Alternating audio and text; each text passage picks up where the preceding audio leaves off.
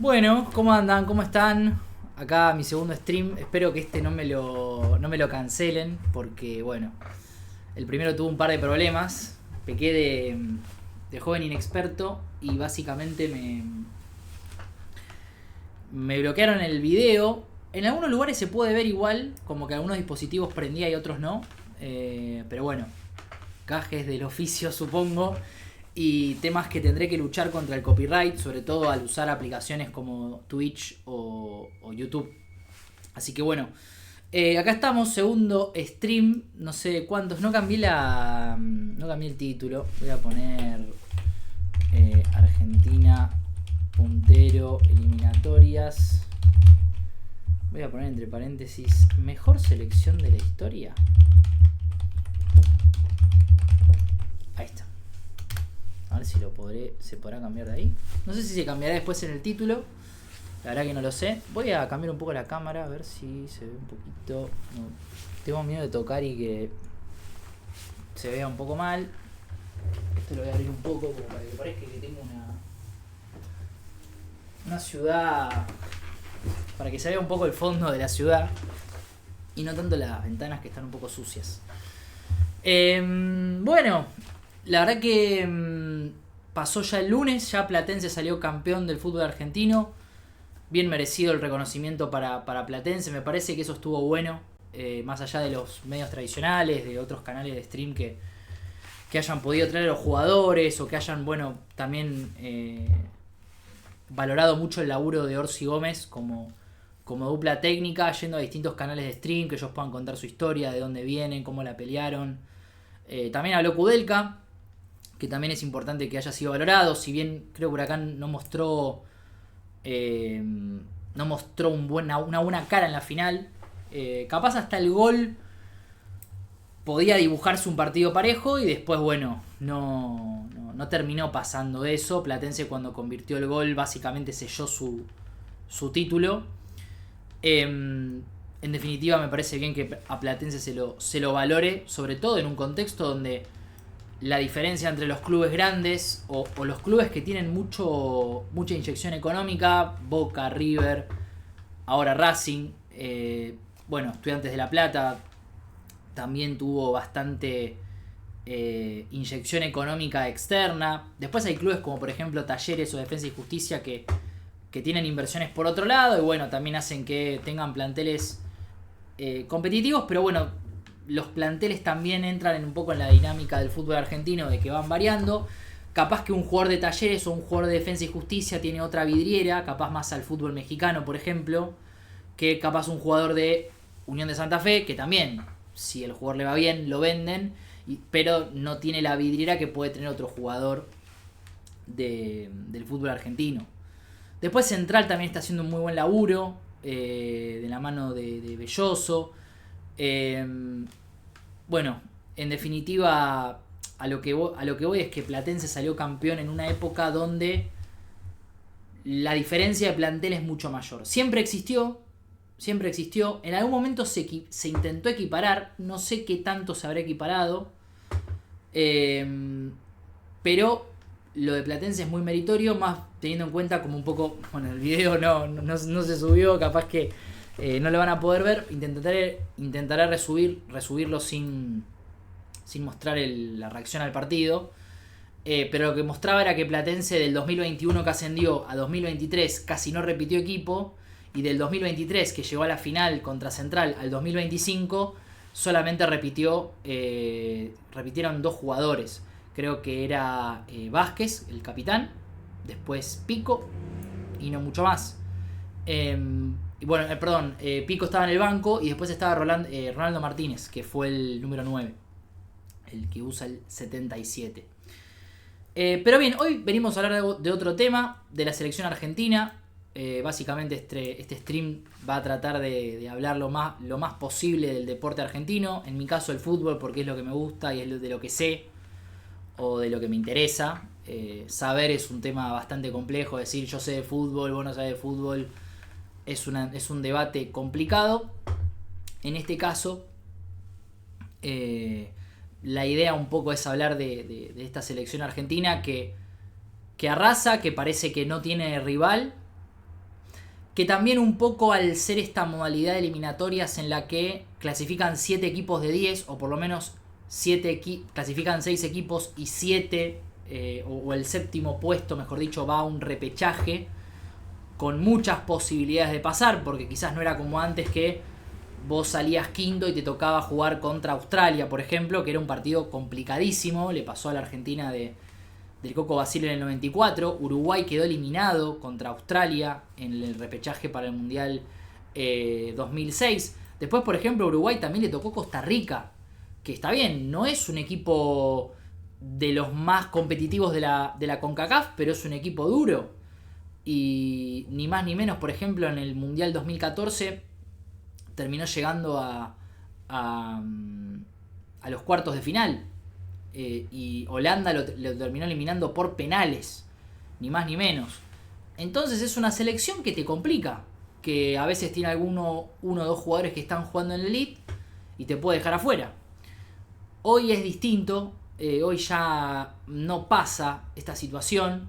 Hoy quizás el repechaje te toque frente a una selección de tercer, cuarto orden de algún continente como por ejemplo Oceanía, África o Asia, con lo cual, siendo un equipo sudamericano, es complicado que quedes afuera en el repechaje. Yo creo que se va a un rumbo donde la fecha FIFA o los partidos de selecciones, como esto que quizás hablábamos un poco en el video anterior de que la gente mira menos fútbol, de que todo el tiempo que haya una fecha FIFA sea que se esté jugando algo.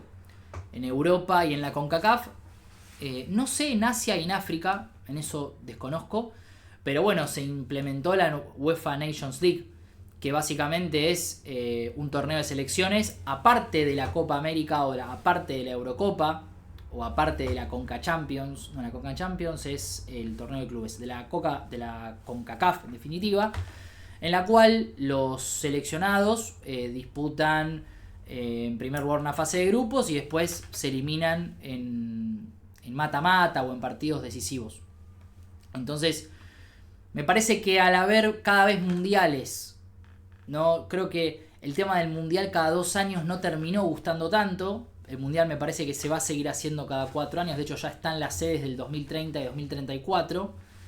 Me parece que al no haber esa posibilidad, y ya tenés Mundial de Clubes, tenés Eurocopa y tenés Copa América, estas dos coinciden. También vas a tener una hipotética finalísima que aún no se sabe cuándo se va a jugar. Yo creo que el partido se va a jugar. La disputa, por lo que escuché, es la sede, ¿no? El UEFA quiere que el partido se vuelva a jugar en Europa y Conmebol quiere que el partido se juegue en Estados Unidos. Para mí lo más lógico hubiese sido que el partido se jugase en Argentina. Si querés, en Brasil o en Sudamérica. No en Estados Unidos, que encima va a ser la sede del Mundial. Al parecer, parece que esa es la disputa, por eso no se sabe. También, por lo que entiendo, ninguna de las selecciones estaría dispuesta a jugar un partido decisivo a 3 meses del Mundial. A diferencia de lo que pasó en el 2022, por ejemplo, que el partido de la finalísima, lo voy a buscar, pero me parece que fue en junio y el Mundial obviamente fue en diciembre. Entonces no hubo tanta diferencia. Bueno, se jugó el 1 de junio. El 1 de junio se jugó Italia-Argentina y el Mundial arrancó recién en noviembre. Entonces había 5 meses y encima tenías un periodo de descanso en el medio. Entonces no es lo mismo. Hoy, si vos jugás la finalísima en marzo, lo haces en mitad de la temporada o en los partidos decisivos en Europa, del final de temporada. Y además de eso, no podés descansar. No tenés ningún periodo de descanso en el medio. Lo lógico sería, si quieren respetar una época de descanso, que encima en Europa el descanso de invierno no es de muchos meses, sino que el descanso fuerte es ahora, después de junio, que encima a muchos equipos importantes, sobre todo los agarra el Mundial de Clubes, que el partido sea en noviembre o en diciembre, previo a un descanso de invierno europeo, verano en Sudamérica. La realidad es que hay una puja ahí.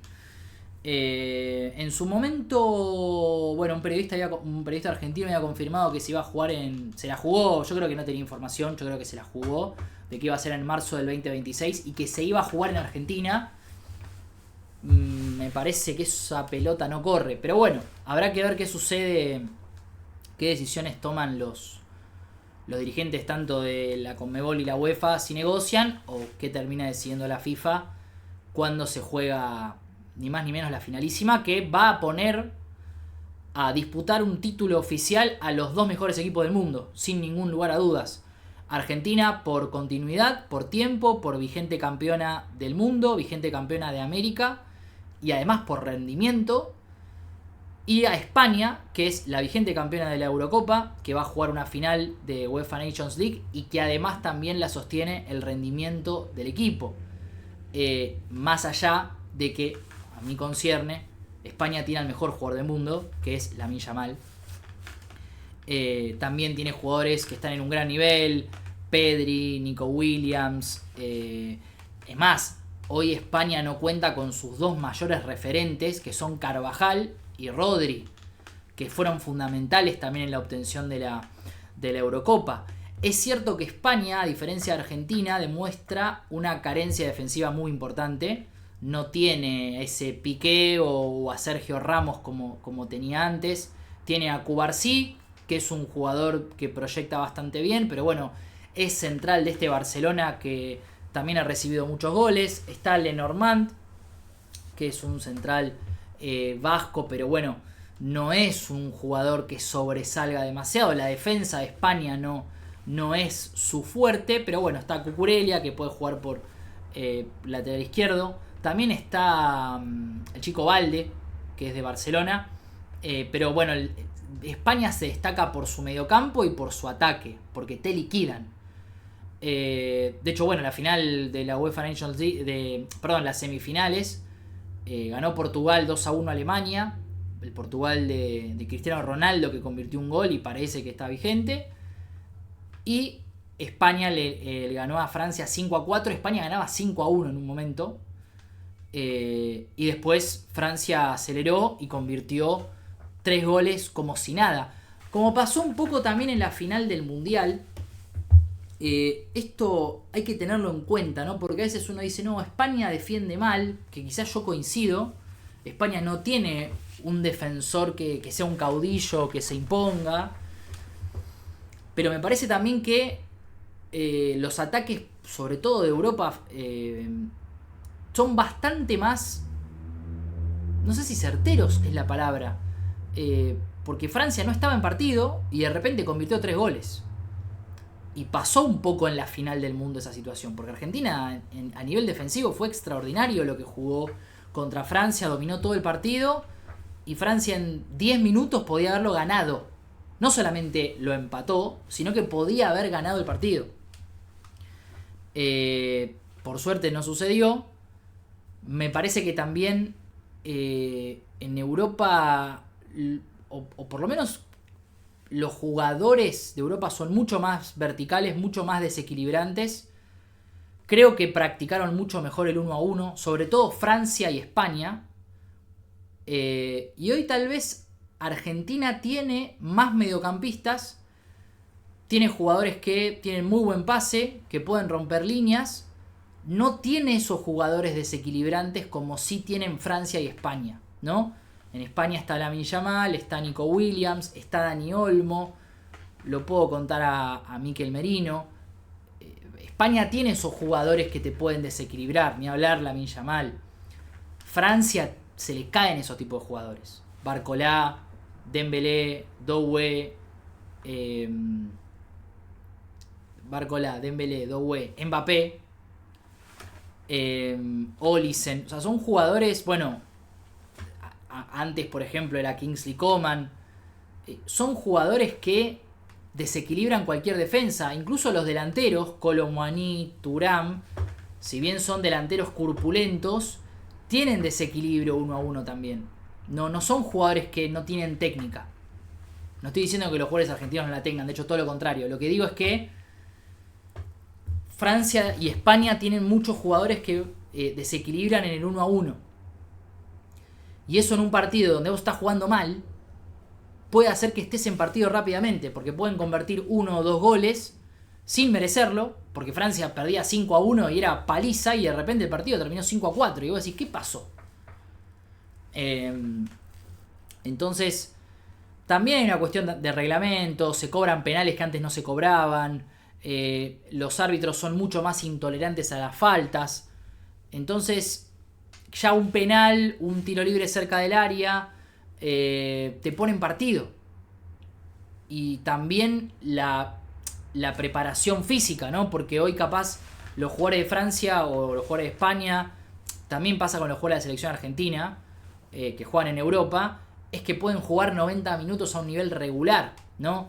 De Paul, incluso Palacios, Thiago Almada se está acostumbrando, porque bueno, él venía de jugar en Botafogo y ahora está jugando en Lyon. A esos jugadores de la selección claramente no les pesa porque ellos están jugando en Europa. Pero hay una cuestión física de que los jugadores estén jugando en los 90 minutos al mismo ritmo. Y eso en un mundial te puede pesar. Argentina fue el mejor equipo, fue campeón del mundo merecidamente. Más allá de que se identificaba con nuestra forma de jugar porque era lo que es la nuestra, Argentina físicamente está impecable. Impecable. De hecho, incluso se valora mucho más porque, por ejemplo, el Cuti Romero no estaba bien físicamente, De Paul no estaba bien físicamente, sin embargo, en el Mundial dieron la talla y terminaron convirtiendo a Argentina en el mejor equipo. Enzo Fernández y Alexis McAllister le sacaron justamente el puesto a Paredes. Lo Celso es cierto que no fue al Mundial, pero había arrancado como titular el Papu Gómez. Terminaron siendo titulares por ese dinamismo que te da jugar en Europa. Alexis McAllister todavía no jugaba en el Liverpool, pero jugaba en el Brighton, ya jugaba en la Premier. Y Enzo Fernández ya jugaba y ya era la figura del Benfica. Entonces, Paredes, que rotaba titularidad, no era titular siempre en la Roma, le costó. Y el Papu Gómez, que estaba en el Sevilla, tampoco era titular con Sampaoli, perdió el puesto. Entonces es clave ser un jugador titular y estar jugando en una liga europea. En definitiva, la discusión se monta más allá de que hoy Argentina para mí es la mejor selección del mundo, claramente, más allá de resultados, por funcionamiento y por la sostenibilidad en el tiempo. Yo creo que hoy España es la mejor selección europea. Me parece que de igual manera esto Argentina lo tiene que seguir con la guardia alta, por decirlo de alguna manera. No me gusta citar a la frase de esa persona, pero sí entender de que Argentina no se puede relajar. Yo creo que la búsqueda de Scaloni, consensuada con seguramente Tapia o aquellos dirigentes que toman la decisión de cómo aprovechar las fechas FIFA, qué partidos jugar, los que no son oficiales, los que no son eliminatorias, porque Argentina va a jugar contra Angola, va a jugar en China y va a jugar en Qatar, contra ninguna selección fuerte. Se estaba hablando de que iba a jugar un amistoso sí contra algún rival de la CONCACAF, me parece, pero yo por lo que entiendo, Argentina apuesta a seguir afianzándose como equipo. La selección juega como un equipo. Esta definición la dio Román en su momento. Le había dicho que la selección jugaba bien porque jugaba como un club, jugaba como un equipo que se conoce. Ya sabe, De Paul ya sabe dónde ir Enzo Fernández, ya sabe dónde va a ir McAllister, ya sabe cómo darle la pelota a Messi, cómo tiene que picar Julián Álvarez. Ya entienden un montón de dinamismos que quizás en otras selecciones eso lleva un periodo más de transición. Le pasó a la propia Argentina en los peores momentos, porque no había un equipo claro, los jugadores cambiaban, entonces nunca se terminaba de armar un equipo. Quizás la excepción más grande a esta era de Scaloni fue el caso de Sabella, pero su auge duró muy poco. Y en ese auge solamente se culminó con el Mundial de Brasil, pero Sabela no dirigió, por ejemplo, ninguna Copa América, ningún torneo oficial, salvo el Mundial y las eliminatorias, en la cual Argentina salió primero. Entonces, ese equipo no tuvo otro torneo por el cual pelear, digamos. Argentina ganó 1-0, le ganó con gol de Julián Álvarez a Chile, que está casi eliminado del Mundial. Va a jugar frente a Bolivia, que de hecho tiene más chances. Ahora vamos a ver la tabla de posiciones. La verdad que después de lo que pasó con el otro video tengo mucho miedo de compartir pantalla y que me bloqueen el video, así que únicamente lo voy a decir. Argentina, puntero, ya va a terminar primero de estas eliminatorias con 34 puntos. Ecuador tiene 24 puntos, el Ecuador de Sebastián Becasese, que terminó siendo una muy buena eliminatoria. El Paraguay de Alfaro, sólido equipo. Argentina de hecho perdió 2 partidos de visitante en esta eliminatoria. Uno fue contra Colombia, que vamos a enfrentar el día martes, y otro fue contra el Paraguay de Alfaro. Arrancamos ganando 1-0 y terminamos perdiendo 2-1. Sólido equipo el Paraguay de Alfaro. Va a ser complicado aquel que se lo cruce en el Mundial.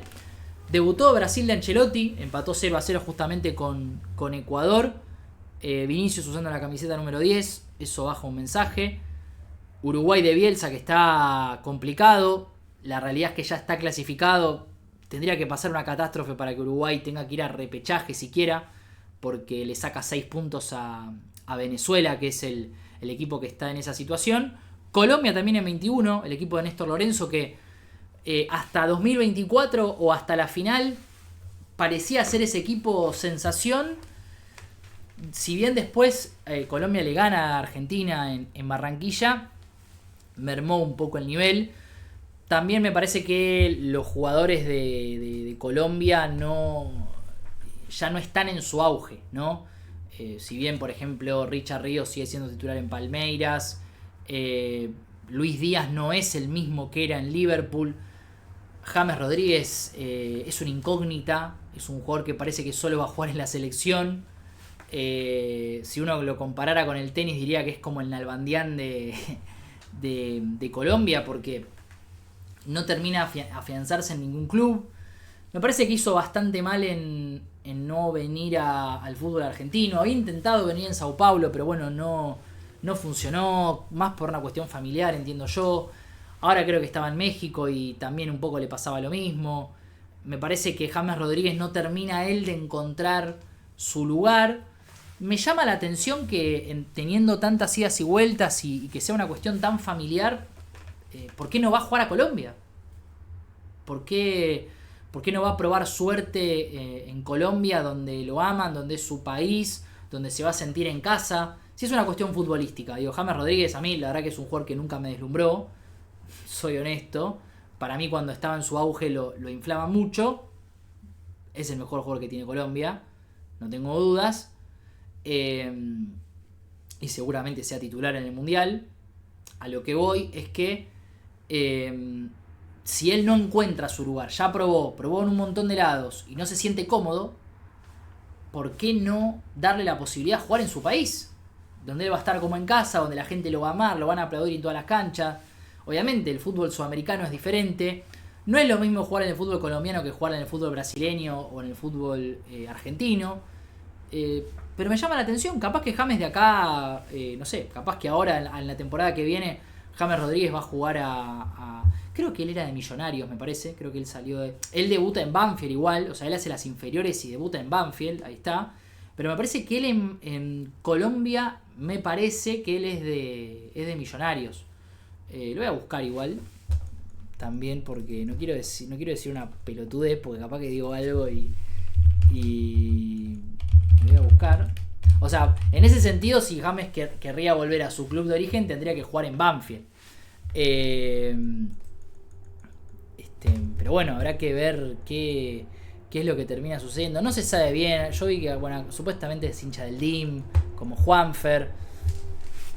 La verdad es que, viste, es complicado, no se sabe bien.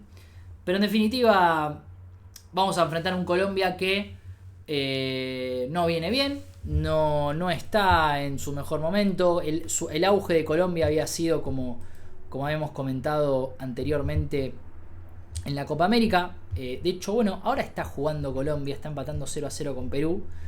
Y hoy a las 7 de la tarde van a jugar Venezuela contra Bolivia. Después, bueno, el día martes se van a estar jugando todos los demás partidos. Bolivia-Chile a las 5 de la tarde. Ahí puede ser el final del Tigre Gareca como entrenador chileno. Uruguay-Venezuela también van a jugar 8 de la noche. Argentina-Colombia 21 horas. Brasil-Paraguay, gran partido, 10 menos cuarto de la noche.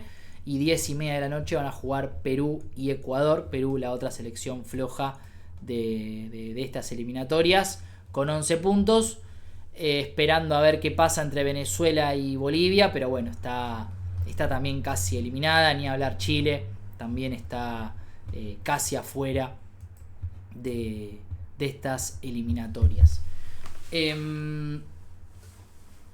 bueno, en Argentina yo creo que el desafío pasa por ahí. Me parece que ellos son conscientes de que tienen que seguir manteniendo su unión, su juego en equipo, seguir practicando variantes. Me parece que lo que tiene que festejar ayer la selección es que Valerdi jugó un gran partido, sobre todo en un puesto donde Otamendi ya está mermando su nivel por una cuestión lógica de edad, porque de hecho el titular en la Copa América fue Lisandro Martínez, que lo hizo muy bien. De hecho fue uno de los mejores jugadores de la Copa América, en mi opinión.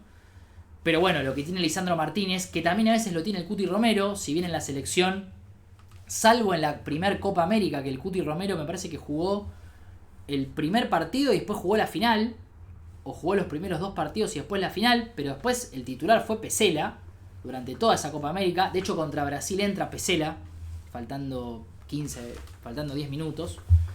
Es importante tener recambio en la saga central.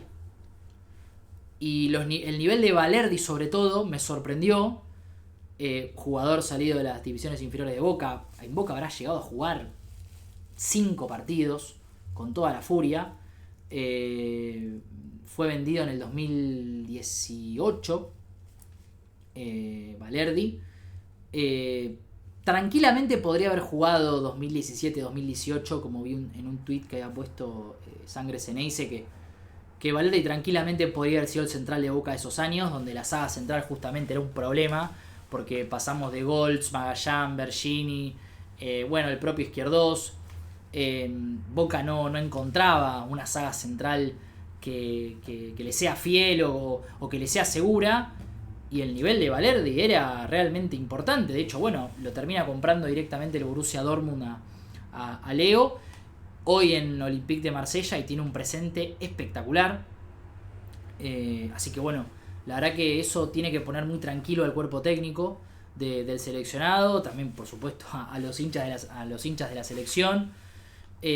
Porque sabe que si pasa algo tenés un central de jerarquía. Porque recordemos que en la Copa América fue Martínez Cuarta, estaba Pesela hasta hace no mucho tiempo, y hoy la realidad es que los centrales de River, no lo digo por nada en particular, pero la realidad es que no están teniendo un nivel acorde a lo que supieron tener o acorde a la expectativa de ser un jugador de Europa o un jugador de selección. En River la realidad es que no han demostrado tener ese nivel por el momento. Puede ser que en el segundo semestre, como algún presidente dijo alguna vez, las cosas mejoren.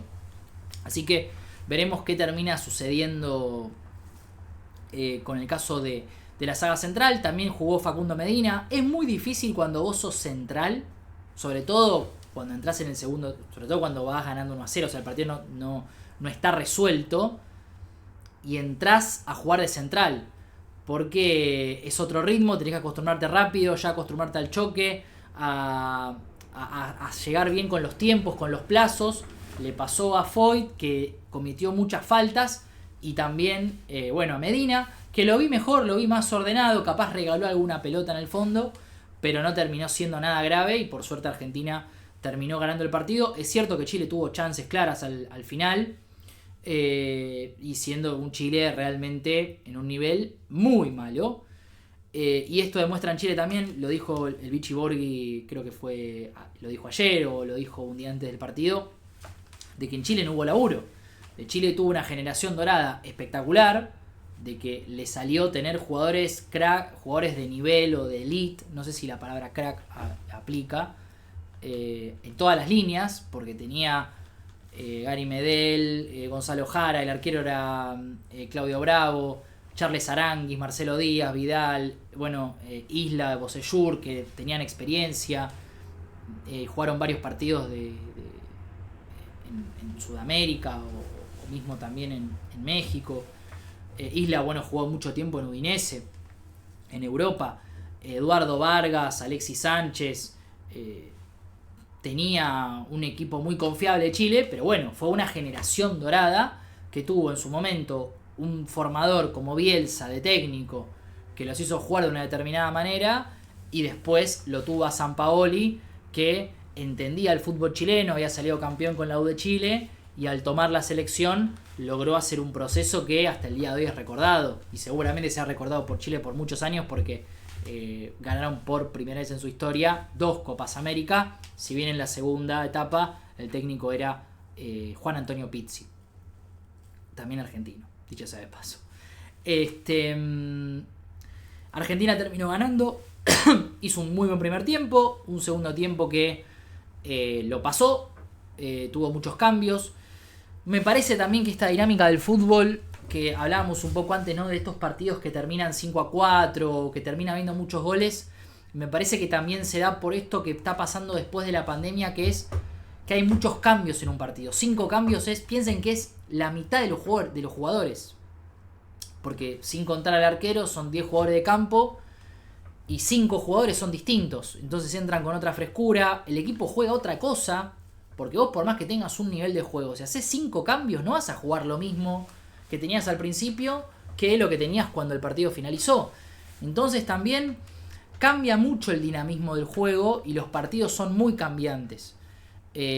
Por eso quizás aquellos entrenadores que hacen pocos cambios hoy y pueden mantener un equipo físicamente estable para el final del partido, puede hacer que banquen el resultado. Pero bueno, por ejemplo, a Scaloni le pasó que hasta que terminó el partido, o sea, hasta que terminaron los 90 minutos, Argentina hizo solo un cambio.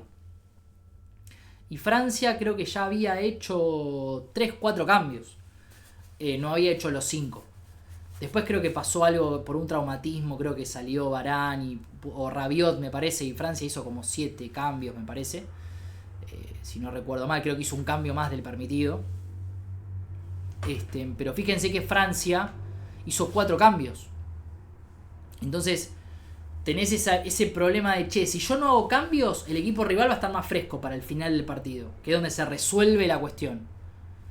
Y si yo hago cambios y estoy ganando y haciendo las cosas bien, si yo de los 4 cambios que haga, o de los 5 cambios que haga, 2 cambios entran mal, ya está, el equipo está partido, juega otra cosa. O irremediablemente va a jugar otra cosa, pero tener más cambios perjudica. Entonces va a ser complicado ese tema. Por eso, vuelvo al anterior, Argentina tiene que encontrar recambio. Y me parece que este laburo Scaloni lo está haciendo. Sobre todo también porque no es que vos tenés una... Está bien, vos contás con la base de 26 jugadores, por ejemplo, que fueron a Qatar. Pero de esos jugadores, lo saco a Armani porque es el tercer arquero. Pero, por ejemplo, no está más Acuña por bajo nivel. Puede ser que vuelva, pero hoy está fuera. Pesela hoy está fuera. Guido Rodríguez hoy casi ni convocado. Y creo que no va a continuar en el proceso de Scaloni. De a poco son jugadores que no están siendo convocados. Bueno, en el caso del Papu Gómez no tengo que explayarme. Dybala está siendo convocado, pero igual es duda. Hay que ver qué pasa con Dybala. Es decir, hay jugadores que no van a continuar o que esa base vos ya la perdiste. Y aparte de eso, tenés que traer jugadores que tengan un recambio y que estén rindiendo bien. Porque de hecho, hasta antes del Mundial, Enzo Fernández, creo que del que más se hablaba era Enzo Fernández. Voy a ser injusto con él si digo que que Enzo nadie lo tenía en el radar, porque es mentira, porque Enzo Fernández era hasta de hecho bastante pedido por mucha gente, o sea, por los hinchas, o se hablaba mucho en los programas o también en Twitter donde la gente opinaba, siempre se le pedía la convocatoria de Enzo. Pero por ejemplo el caso de Julián Álvarez y Alexis McAllister eran incógnitas. Pero sobre todo eran incógnitas, y también lo sumo a Enzo acá, porque no habían jugado en la selección. McAllister había jugado algún partido de eliminatorias. Julián Álvarez había entrado a algún partido. Pero nunca en un mundial y con la responsabilidad de ganar para no quedar afuera. Entonces, Scaloni tiene que encontrar esos jugadores. Yo quiero creer que lo de Enzo, Alexis y Julián fue un laburo. Y me parece que acá se está intentando hacer lo mismo. Hay jugadores como por ejemplo, Nico Paz fue titular, sorpresiva titularidad. Era una gran chance para él, yo creo que no la terminó aprovechando. Todavía Nico Paz en la selección me parece que no encuentra su lugar. Es normal, me parece, porque Nico Paz es quien comanda el juego en el Como de Italia. Y acá en Argentina es más difícil, pero por ejemplo Thiago Almada se puso la camiseta, entró desde Uruguay, que es titular, y en un partido con Uruguay, partido con Brasil y el partido con hoy, Thiago Almada tranquilamente puede pelear la titularidad. Porque también convengamos que Lautaro Martínez no está entero físicamente, también sabe que si no viene a esta convocatoria sigue perdiendo lugar. Me parece que él quiere pelear esa titularidad, ya sea con Julián Álvarez o sin Julián en el equipo. La verdad que el nivel de Julián es extraordinario, está en un gran nivel en la selección y también en el Atlético de Madrid fue la figura de la temporada, sin dudas. El nivel de De Paul es sobresaliente, qué decir de De Paul, un jugador que está en cualquier parte de la cancha, y además a De Paul ayer lo vimos jugando de tapón en muchos casos, ¿no? Se entendieron muy bien con Palacios. Habrán sido pocos los partidos que jugaron juntos, pero este tema de que Palacios siempre es convocado, De Paul siempre es convocado, entonces ya sea en partidos amistosos o en entrenamientos, se conocen, saben cómo jugar, saben dónde va uno, dónde va el otro, qué espera uno del otro, qué le puede dar uno al otro. Yo creo que Palacios no arrumpase, estaba muy atento a la recuperación. La verdad que no se sintió la ausencia ni de Alexis McAllister, ni de Enzo Fernández, ni de Paredes. Es cierto que era un rival menor, Chile era un rival menor, pero me parece que lo más importante es focalizar en el funcionamiento del equipo. Tagliafico es un jugador que cumple siempre, Molina está bastante sólido, y es complicado porque en el puesto de Molina hoy tenés, el reemplazo de Molina sería Foyt, que no es lateral derecho, lo puede hacer, pero no es un puesto que él sienta realizarlo. De hecho, Scaloni lo puso como stopper por derecha, terminó jugando con línea de 5, que es otro esquema que también le sienta cómodo al cuerpo técnico. Y después el Cuti Romero, que siempre es garantía, el nivel de Valerdi, y Dibu Martínez, que tapó las dos pelotas que tenía que tapar. Entonces la selección está en un nivel creciente, está en un nivel sólido, en el cual que cada partido que pasa y Argentina gana, porque al no haber una competencia en juego, porque ya la Copa América terminó, Argentina ya va a terminar las eliminatorias primero. La discusión que se habla en las mesas de fútbol, ya que no es que te despierta algo la selección, porque lo más alto fue el Mundial. Yo creo que en la Copa América, o en la final de la Copa América, sí se volvió a sentir ese vigor de ver a la selección. Pero estos partidos, que si bien son oficiales, no tienen mucho en juego, y es como, la selección, qué bueno, seguimos siendo los mejores del mundo. La discusión que se buscan en los programas es, es la mejor selección de la historia, que es de lo que se habla, ¿no? Es el mejor ciclo de la historia hasta ahora. La verdad que no habría mucha discusión en ese aspecto. Yo creo que lo único que, por lo menos hay dos cosas, ¿no? Porque una cosa es hablar del ciclo y otra cosa es hablar de los entrenadores. Porque, por ejemplo, Bilardo, él no le daba bola a las Copas América, es una realidad. O sea, a Bilardo no le importaba, o no era importante para él. Esto según lo que dicen igual, porque yo soy del 95, entonces en las épocas de la Copa América no estaba vivo, ni siquiera era un plan. Pero Argentina igual en las Copas América jugaba Maradona o estaba Burruchaga, no es que Argentina iba con un equipo B.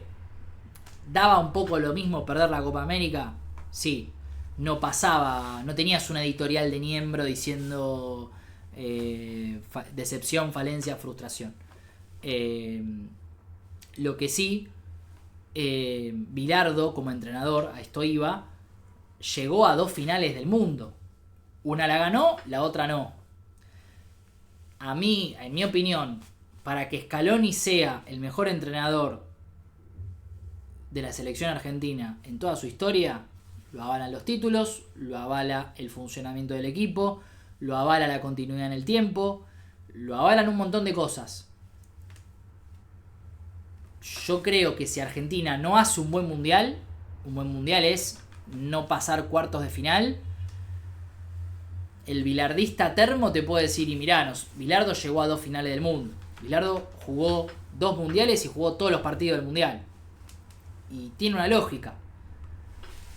Es cierto que el funcionamiento del 86 no se vio en ningún otro año de Bilardo como entrenador. Porque las Copas América no ganó, no hubo un nivel de un funcionamiento como tal vez pasó con el Coco Basile en el 91, en el 93. O mismo, por ejemplo, alguna otra Copa América que Argentina, por ejemplo, en el 2007, que llegó a la final y que jugó muy bien, pero bueno, le tocó perder contra Brasil. O las Copas Américas del 2015-2016 de Martino, que el equipo había tenido un gran funcionamiento, pero bueno, en la final terminaron perdiendo por penales. Está la discusión para mí futbolera de, Bilardo llegó a 2 finales del mundo y Scaloni no. Entonces me parece que si Scaloni logra, y aparte también es porque Argentina tiene el objetivo de hecho lo dijo Tapia en la entrevista con Pedro Rosenblatt en Gelatina hace poco, de nosotros queremos salir bicampeones del mundo. O sea, es un objetivo claro y puntual. Y parece que esta selección no hay más que la motive que un título. ¿Sí? Que en este caso es la Copa del Mundo. Yo creo que una buena vara va a ser el partido con España, si se logra jugar antes. Yo creo que por una cuestión de FIFA se va a jugar, no tengo dudas de eso. No sé cuándo, no sé dónde, pero se va a jugar. Y ahí me parece que puede ser también un buen baluarte para decir, estamos bien, o si tenés un golpe, lo podés agarrar a tiempo para en el Mundial reivindicarte. También es otra cosa, ¿no? que venía pensando un poco, que es esta selección que salió campeona del mundo, y en la Copa, antes de que arranque el torneo, Argentina creo que venía con 30 partidos invicto. El golpe con Arabia le terminó sirviendo, ¿no? Con el diario del lunes. En ese momento parecía que estabas eliminado, parecía que o que capaz ibas a pasar, pero decía, no es la selección que yo creía que era.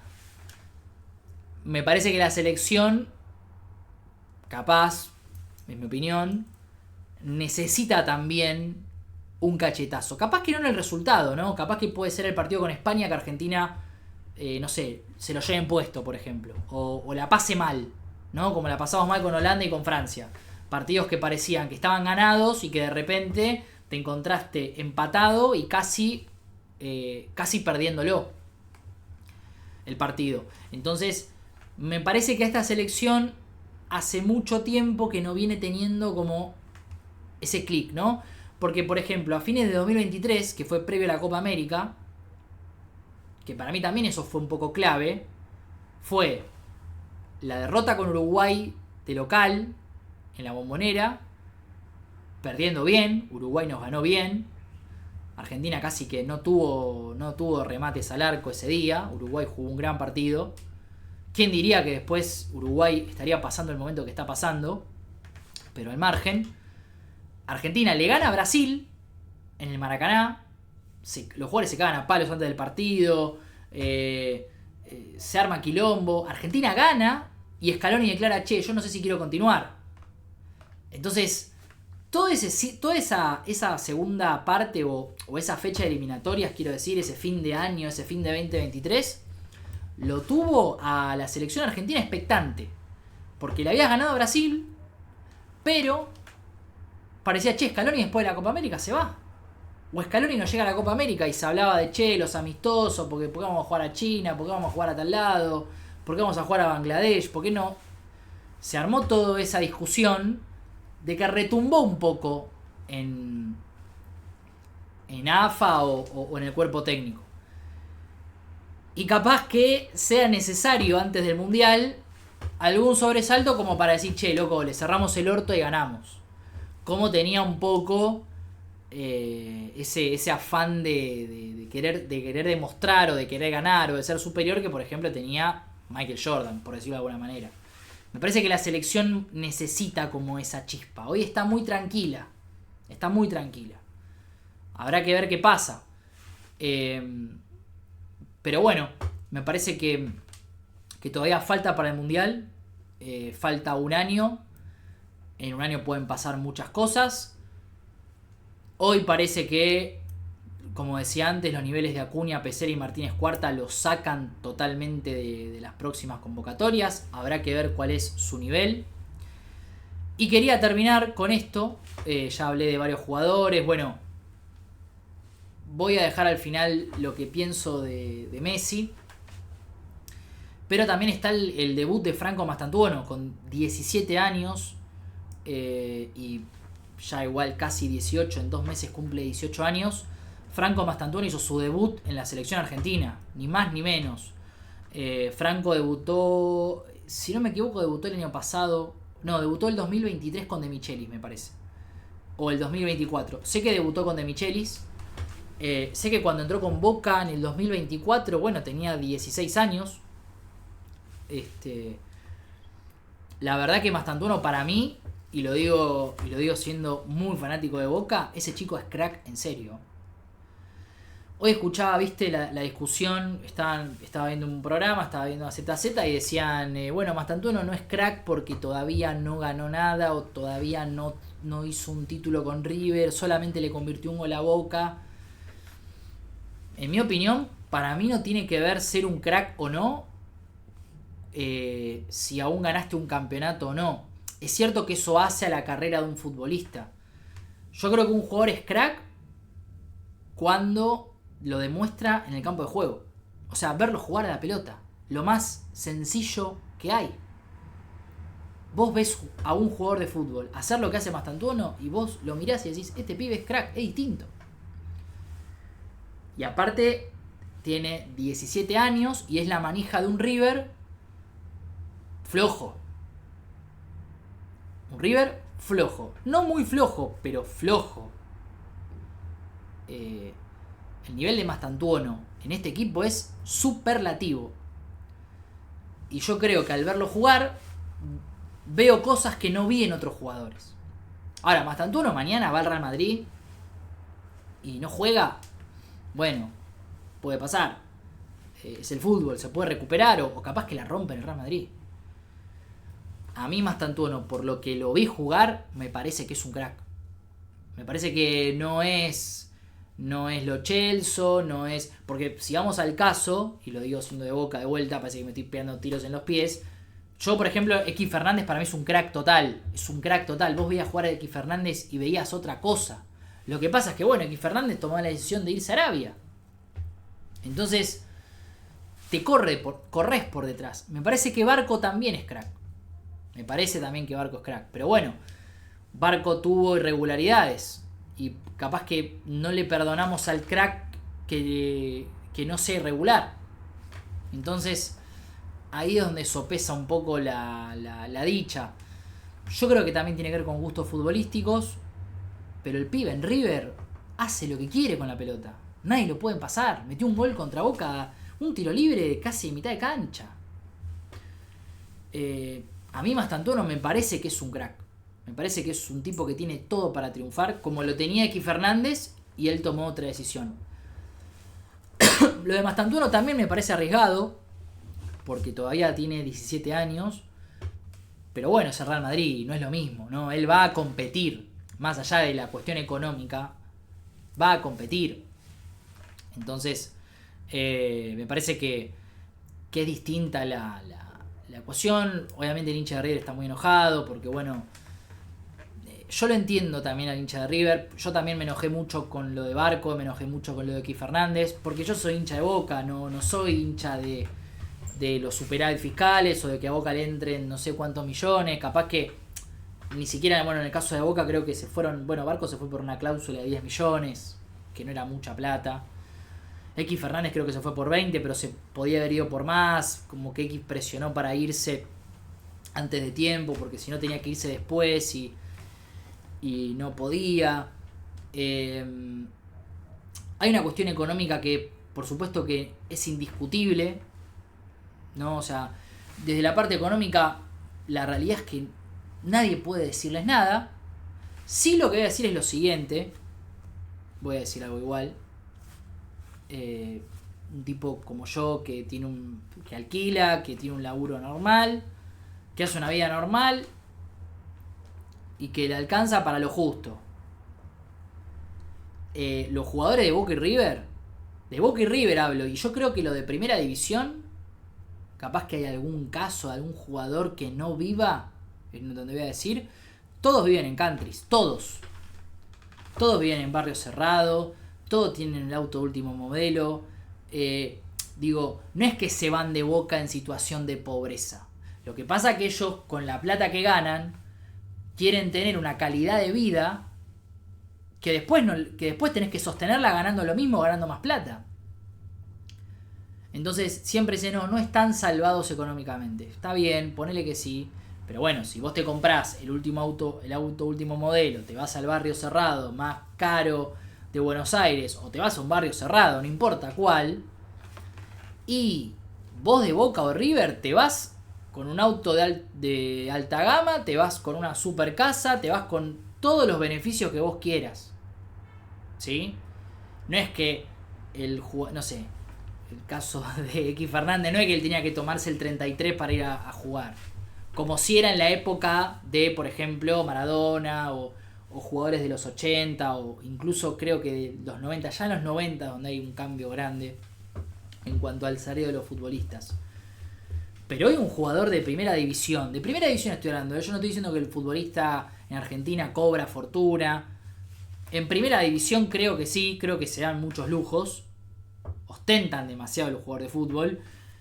Nosotros como un país futbolero criticamos más al de rugby por tener guita, y yo creo que el futbolista de primera división tiene mucha más plata que un jugador de rugby, y hasta creo que es más ostentoso incluso, y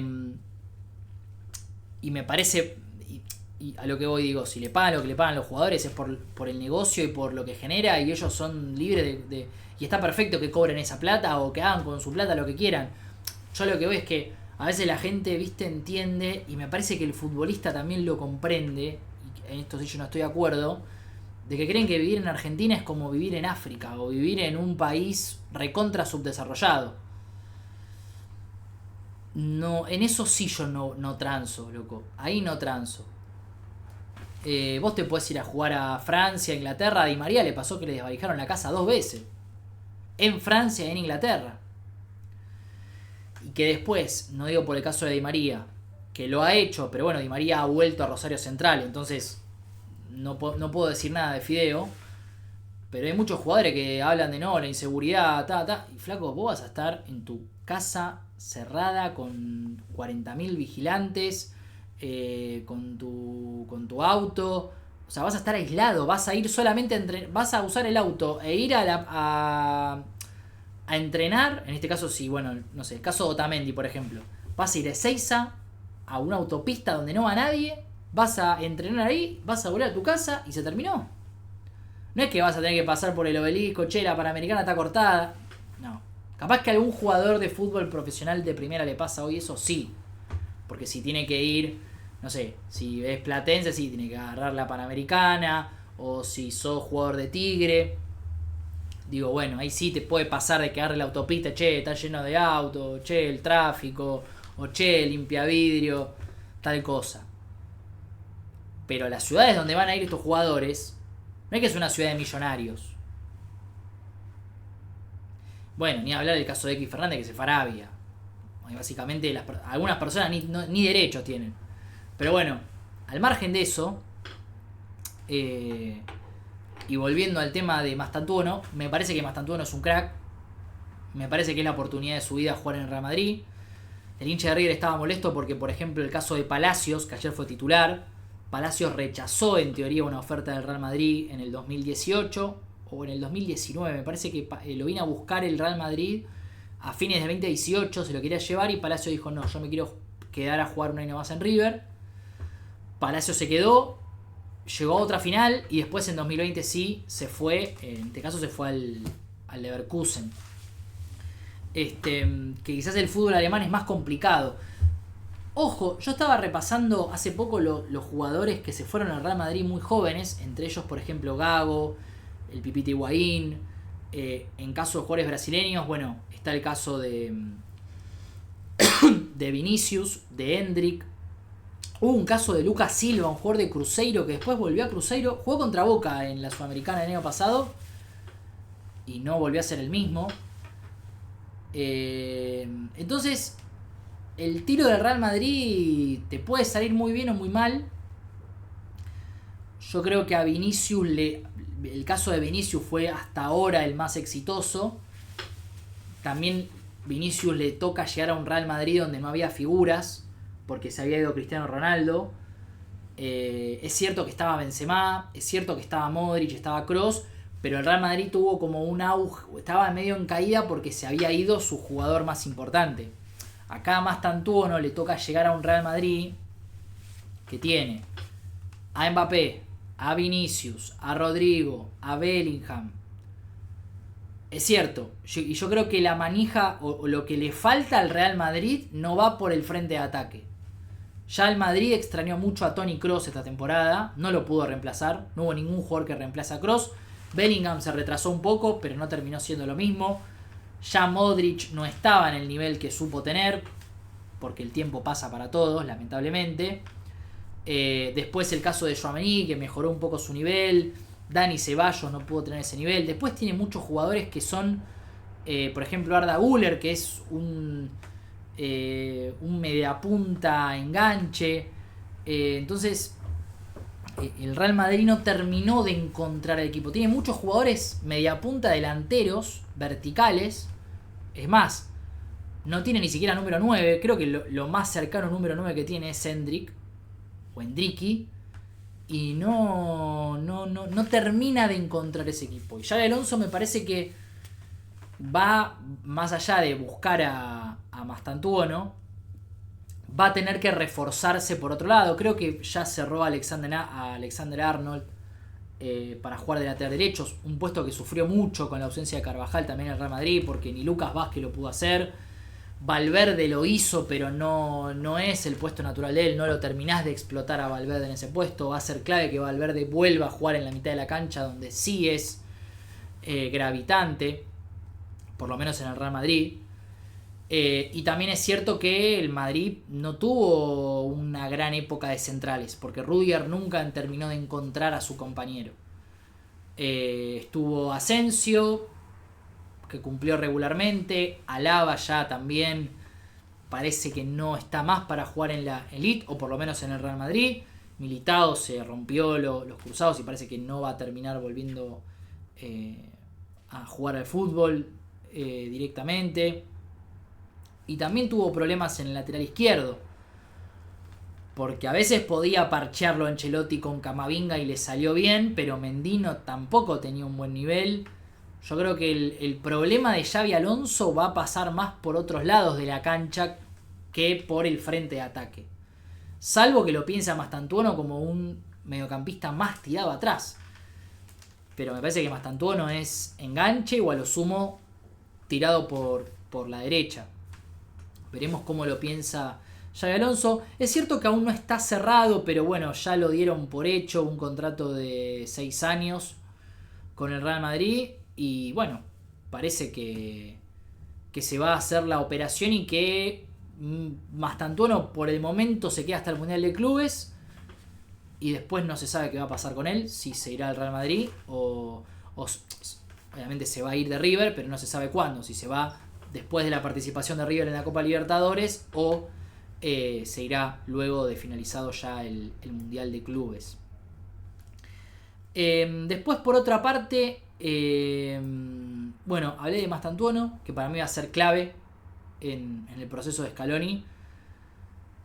Me parece que va a pelear un lugar que en su momento yo creo que lo había intentado en la Copa América con Carboni. Carboni se termina lesionando, también tuvo mala suerte, pobre, porque era un jugador que es un jugador que tiene muchas condiciones, pero bueno, esa lesión lo terminó de marginar del equipo, de las convocatorias. Veremos cómo evoluciona, pero parece difícil. Bueno, el propio Garnacho, que no termina de encontrar su nivel en el Manchester United. Ya el técnico ex campeón con Sporting Lisboa le bajó el pulgar después de las declaraciones y parece que tendrá que buscar club.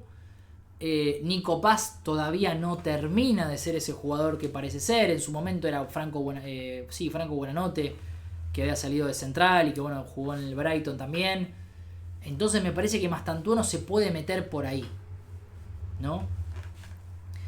Y después hay otro tema muy importante, que por eso lo dejé para el final, que es Messi, que es ni más ni menos el mejor jugador de la historia del fútbol.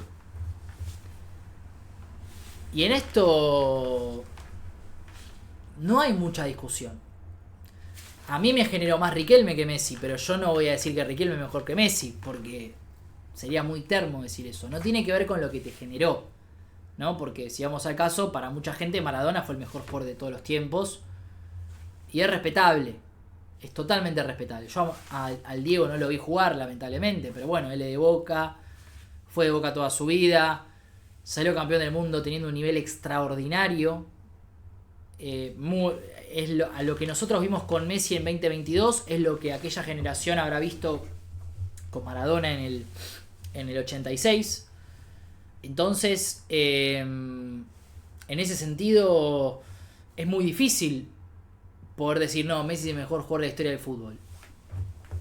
En mi opinión, y en gente que es transversalmente generacional a haber vivido tanto a Maradona, a Messi, Cruyff, e incluso la época de Zidane, por ejemplo, Platini, o mismo Pelé,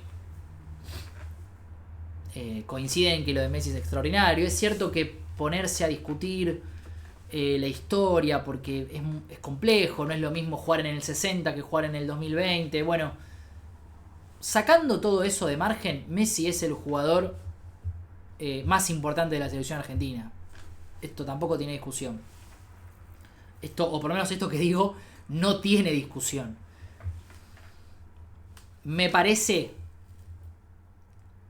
siendo Messi del 87, él va a cumplir 39 años en este mundial, en el mundial que viene.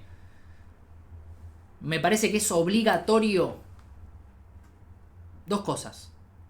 Porque yo pensaba, yo antes cuando lo pensé, decía, bueno, Scaloni tiene que convencer a Messi, o tiene que hacerle entender a Messi de que él no puede ser titular en este equipo. De que Messi tiene que acostumbrarse a entrar en el segundo tiempo. Porque en un fútbol tan físico como el de hoy, ya no podés regalar un tipo que no corra. Ya un tipo que no corra es complicado. Imagínate tener dos, o tener a un rival enfrente como por ejemplo el PSG de Luis Enrique, que todos corrían y todos jugaban y todos presionaban. Que eso lo decía de Mbappé, un jugador rapidísimo, pero que Mbappé es un jugador que toma sus propias decisiones. Bueno, Messi es ese tipo de jugador. Lo que tiene Messi es que es el mejor jugador de la historia. No es que es un jugador, no sé, no era como en su momento tener, qué sé yo, como si vos tuvieses a un jugador de menor nivel. Qué sé yo, el 10 de Argentina en el 94 fue, en el 98, perdón, fue Ortega. Una cosa es hacerle entender a Ortega, con todo respeto, o al mismo Riquelme, por decirlo, si Riquelme tuviese la misma edad, que Messi. ¿Por qué? Porque a Messi no le gusta salir en los partidos. O sea, Messi se declaró. Messi, si fuese por él, no sale nunca, ¿no? Messi, si fuese por él, jugaría los 90 minutos o todo el partido. En la estadística de Messi, la mayor cantidad de goles que convirtió en su carrera fueron del minuto 75 al 90. En esa franja de tiempo es donde Messi más goles convirtió en toda su historia. Lo que creo es que Messi tiene que ser lo suficientemente inteligente, que lo es, para mí lo es, pero tiene que también desligarse un poco de su ego, que no es algo fácil, porque como yo, o sea, es muy fácil que lo diga yo, hablando del ego de otra persona, pero él tiene que entender que lo mejor que le puede hacer a este equipo es ser suplente. ¿Sí? Por una cuestión de dinamismo, de juego, de verticalidad. Es cierto que también no es fácil entrar desde el banco, porque tenés que aclimatarte al partido, sobre todo, imagínense una situación de Argentina perdiendo, en donde Messi, viste, tiene que encontrar el espacio, tiene que encontrar el hueco, tiene que saber cómo va el partido. Pero bueno, él está en el banco y lo puede analizar, puede ver, che, acá puedo ir al 4, una cosa es igual verlo y otra cosa después estar en la cancha y hacerlo. Pero me parece que Messi, en esta nueva evolución que necesita el seleccionado argentino, capaz estoy equivocado y capaz que Messi en el Mundial es titular y la rompe, pero para mí Lionel tiene que entender de que no puede ser más titular en este equipo. Él tiene que entender que necesita jugar los últimos 30 minutos, independientemente de cómo va el resultado, ya sea Argentina ganando, empatando o perdiendo. Messi tiene que ser el primer cambio siempre. No tengo dudas de eso. Para mí Messi todavía le da para ser competitivo. Yo creo que Argentina hoy, cuando Messi no está, vuela. Como voló en el 2022, de otra forma. Ya en el 2024 se vio algo distinto. Es cierto que Messi no estaba bien físicamente. También me agregaría a decir de que yo a Messi no lo veo bien físicamente. Porque Messi venía jugando en la MLS. ¿Por qué Messi decide ir al banco? ¿Quién toma la decisión? ¿Él o el cuerpo técnico? Con lo cual yo creo que Argentina, a esta nueva evolución, esto obviamente recién empieza y, como les digo, falta un año para el Mundial. Para mí, la clave está en hacer entender, o que Messi tenga que entender, porque yo creo que la decisión la va a tomar él, no la va a tomar Scaloni, no la va a tomar Tapia, los jugadores, nadie. Es más, los jugadores le van a pedir que juegue. Pero él tiene que ser inteligente y saber de qué él está para jugar los últimos 30 minutos de partido. Él tiene que entrenarse y jugar para eso. Porque vos a Messi, una vez que vos a Messi lo ponés de titular, no lo podés sacar. No lo podés sacar. De hecho, contra Colombia jugó casi desgarrado un tiempo. Entonces, ¿cómo haces para sacarlo a Messi? Porque él no va a querer salir. Porque uno como entrenador no quiere comerse el fiasco de sacarlo. Entonces, me parece que la clave está en que Messi entienda, y yo creo que él es maduro y lo va a entender, porque para mí Messi es el mejor jugador de la historia del fútbol, de que en este mundial, que va a ser su último mundial, él tiene que jugar media hora. Si Argentina tiene que ir a jugar a largue porque el partido está empatado, bueno, tendrá que jugar 30 minutos más. Puede jugar 60 minutos Messi. En este equipo, en este nuevo dinamismo de selección, donde el delantero es Julián Álvarez y donde tu enganche es Thiago Almada, y donde vas a necesitar que todos corran, recuperen, presionen y jueguen, Messi tiene que entender que está para los últimos 30 minutos, entrar, aguantar el partido, meter un pase-gol, meter un gol. Incluso Messi, con la edad que tiene, puede meter un drible como metía cuando jugaba en el Barcelona de Guardiola y podía arrancar desde la derecha y terminar clavándola en el ángulo. Es más, yo creo que una por partido te puede hacer si entra faltando 30 minutos. Hoy yo creo que es fundamental en el fútbol porque todos los técnicos se van a actualizar y entiendo de que va a ser necesario de que Messi, que te puede ganar un partido, también en un partido donde arranca, está 0-0, es clave que la defensa o el mediocampo se apoyen donde está Messi para salir jugando o tener un primer pase limpio. Messi tiene que entender eso. Messi tiene que entender que tiene que jugar la última media hora. Si Messi lo entiende, me veo con chances. Si Messi no lo entiende y va a querer jugar de titular, igualmente le veo a Argentina candidata, pero va a haber un tema. Sobre todo, y también otro tema que va a haber, que es que va a ser, cuando Lautaro esté bien. Porque hasta ahora Lautaro te vino salvando porque Lautaro está lesionado. O sea, Lautaro no jugó con Chile porque estaba lesionado. Si no, Lautaro, no sé si va a tomar con mucho... De hecho, Lautaro no entró. Con Colombia no sé qué va a pasar. Yo entendería que capaz que no jugó con Chile para estar contra Colombia y jugar con doble 9. Yo también pongo en discusión el doble 9, che. Porque con Thiago Almada el equipo funcionó muy bien. Salvo que, bueno, sacrifiques a uno del mediocampo. Podés sacrificar a Paredes, sacrificarás a... Yo creo que el más sacrificable o puede ser Paredes o puede ser el propio Thiago Almada. Pero me parece que después de los niveles de Paredes y de Thiago Almada, difícil. Y hoy Lautaro, capitán en el Inter, finalista de Champions, ¿cómo lo sacás? Pero bueno, en Argentina también en su momento el titular era Higuaín y Agüero no paraba de hacer goles y iba al banco. Tevez no paraba de hacer goles y ni era convocado. O iba al banco también. En Argentina tenemos jugadores de primer nivel. Eso lo tienen que entender también los jugadores. Y Scaloni tiene que ser inteligente y saber qué es lo mejor para el equipo, como lo supo entender hasta ahora. O sea, lo que yo le quiero pedir a Scaloni no es algo que él no sabe hacer. Él lo hizo a la perfección.